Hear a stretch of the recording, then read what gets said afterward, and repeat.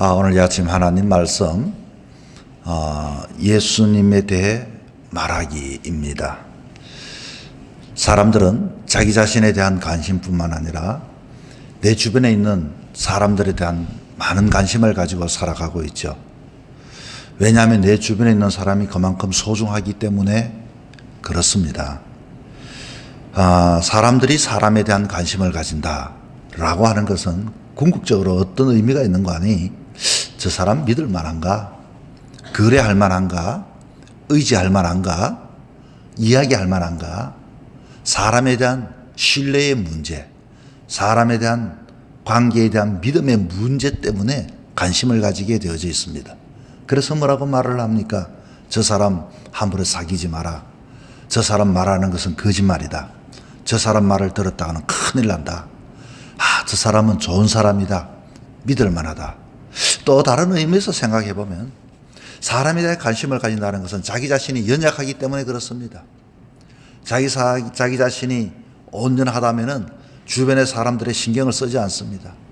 그러나 우리는 그만큼 연약하고 부족하기 때문에 저 사람이 혹이라도 나에게 힘이 되지 않을까? 저 사람이 말하는 것을 가만히 듣다 보면 위로가 되지 않을까? 저 사람이 나가 저 사람을 붙잡게 되어질 때 저 사람은 나에게는 아주 이 디딤돌과 같은 존재가 아닐까? 그런 마음을 가지고 있기 때문에 사람들은 사람에 대한 관심을 가질 수밖에 없습니다. 여러분 어떻습니까? 여러분이 겨울가를 건너가는데 겨울가를 건너가다가 가만히 보니까 건너갈 수가 없습니다. 그런데 거기 보니까 디딤돌이 있습니다. 그것을 밟을까 말까 밟을까 말까 그것을 딱 밟고 넘어가면은 괜찮을 것 같은데 혹이라도 그것을 힘을 딱 줬는데 그 돌이 시원찮아서 그만 옆으로 삐끗 미끄러지면은 내가 어떻게 됩니까? 물에 그만 혼빡 젖어버립니다. 낭패를 당합니다. 마찬가지로 우리의 인생에도 저 사람을 내가 의지할까 말까, 저 사람을 내가 나름대로의 디딤돌로 삼을까 말까, 우리는 그런 마음을 가지고 사람에 대한 관심을 가지게 되어져 있죠. 자, 오늘도 이 예수님에 대하여 많은 사람들이 관심을 가지고 있습니다. 특별히 예수님에 대해서만큼 많은 사람들이 논쟁거리도 많았고 토론의 대상이 된 사람은 없습니다. 예수님이 정말로 죽었다가 살아났을까? 예수님은 초인일까? 예수님은 인간일까? 예수님은 역사인가? 예수님은 신화인가? 예수님에 대하여 그만큼 우리가 믿을 만한가? 예수님은 정말로 의지할 만한가? 에 대한 사람들은 많은 이야기를 합니다. 그런데 우리는 여러분 어떻습니까? 사람에 대해서도 좀 부족하지만은 이 사람과의 관계 속에서는 우리의 마음의 문을 열고 사람을 받아들이게 되어질 때는 우리가 사람은 나름대로의 믿음을 가지고 때로는 그렇게 그 사람과의 관계를 맺어갈 수 있습니다. 제가 그저께 책을 보니까 어떤 내용이 있는 거 하니 우리의 사람과 사람의 관계입니다. 이거는 사람의 관계는 믿음의 관계가 아니라 사실은요, 사람은 내가 사랑해 줄 관계를 가져야 된다. 이런 이야기를 하고 있더라고요. 우리는 저 사람에 대하여 왜 실망을 하는가 봤더니 나는 믿었는데 저 사람은 믿을 만하지 못하다는 것 때문에 사람들은 실망을 한다고 합니다. 그래서 우리 옆에 있는 사람은 믿을 만한 존재가 아니라 우리 사람 옆에 있는 사람은 사랑해야 할 존재다. 그러면 우리의 이 믿음은 누구를 믿어야 하는가? 사람을 믿는 것이 아니라 우리의 믿음의 존재는 위에 계신 하나님에 대한 것에 대해서는 믿음의 존재이다. 이렇게 이야기를 하는 것을 내가 책을 봤습니다. 자, 어쨌든 오늘 요한복음 이 7장에 봤더니 사람들은 예수님에 대해 많은 이야기를 하는데 특별히 예수님에 가장 가까이 있던 그 가족들은 예수님에 대해서 어떻게 생각을 했을 것 같습니까? 우리가 예수님이 하시는 말씀 중에 선자들은 고향에서 환영을 받지 못한다.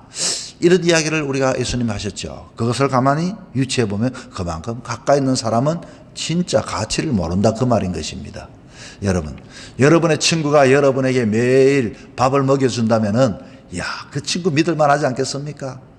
그런데 여러분, 여러분의 자녀들이 여러분이 밥을 매일 부모가 먹여주는데 매일 밥을 먹여주다니 정말로 나는 너무 감동이다 하고 그렇게 여러분을 자녀들이 사랑하지를 않지 않습니까? 마땅히 해야 되지 않습니까? 뭐 이렇게 이야기하지 않겠습니까? 아이들은 밖에 나가서 친구 밥 한 끼 사주는 것도 친구한테 고맙다, 너밖에 없다, 이런 마음을 가지는데, 이 자녀를 양육하고 우리의 부모들이 우리를 그렇게도록 양육하고 키워줬는데 어떻습니까? 내 자식이 생기면 그 부모님에 대해서는 우리는 감사한 생각을 잊어버리고 살아갈 때가 많이 있습니다.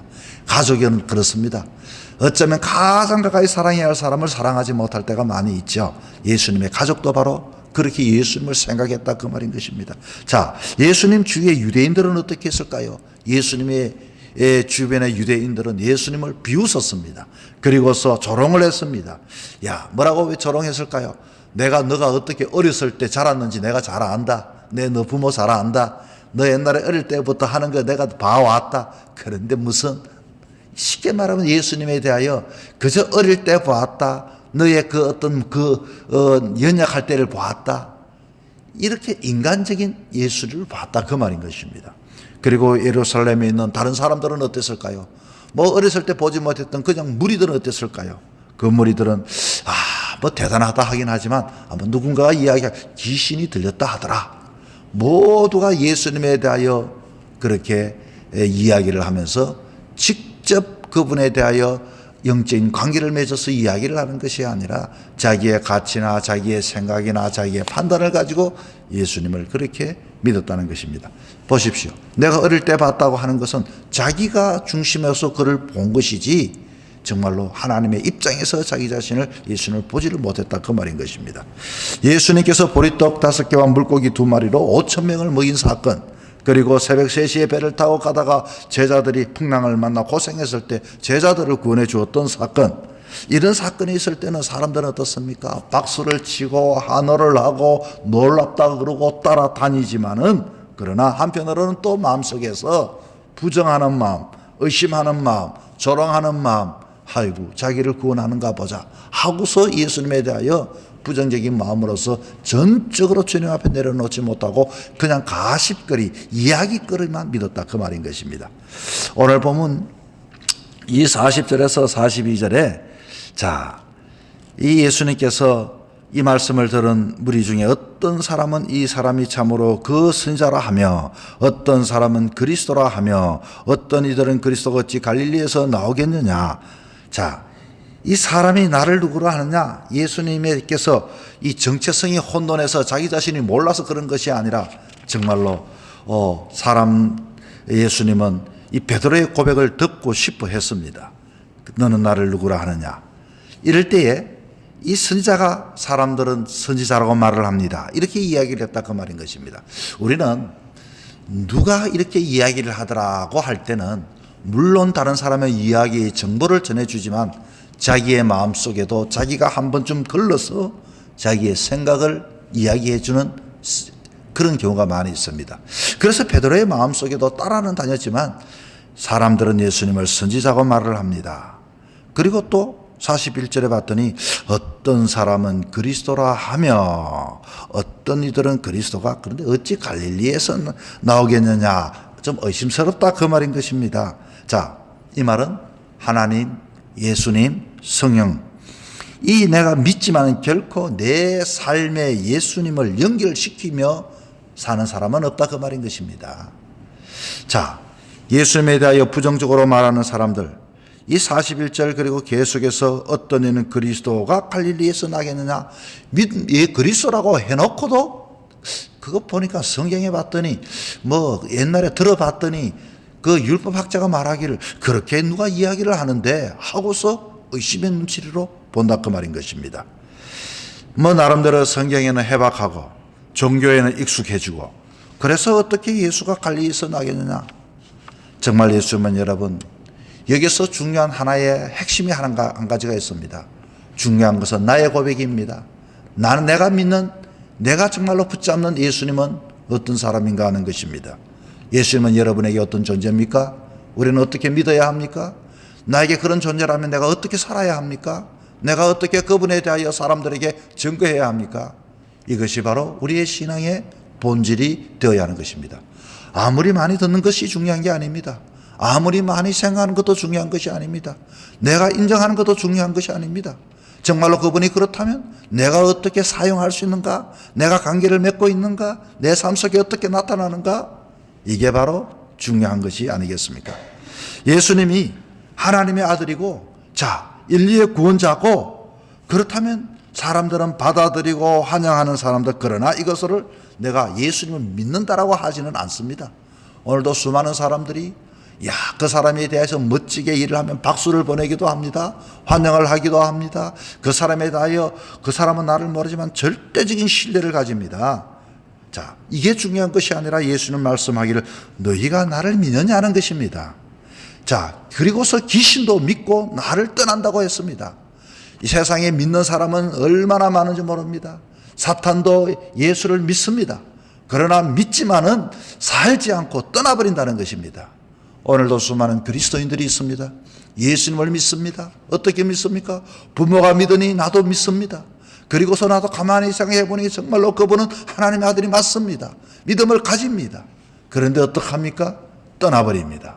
이게 과연 믿는 겁니까? 이게 과연 그분에 대한 내 삶을 통한 고백입니까? 우리의 고백은 입술로서의 고백을 많이 합니다만 정말로 예수님께서 원하셨던 삶의 고백을 원하셨던 것입니다. 고백과 삶은 하나가 되어져야 하는 것입니다. 예수님은 지극히 사랑했던 사람들, 정말로 그분 없이는 내가 못 삽니다. 나는 그분이 있어야 합니다. 이렇게 고백하는 사람이라면 그분과 살아야죠. 그분과 함께 해야지요. 그분을 따라야 되죠. 언제든지 그분에 대해 부정적인 이야기를 하면 그렇지 않습니다. 정말로 그분은 나의 구원자입니다. 정말로 그분은 나의 모든 것입니다. 그분은 나의 왕이십니다. 우리가 예수님을 안다고 이야기할 때, 예수님을 믿는다고 이야기할 때, 이 예수님에 대하여 우리는 분명한 것을 그분의 존재와 그분의 위치와 그분의 신분을 분명히 이야기해야 하는 것입니다.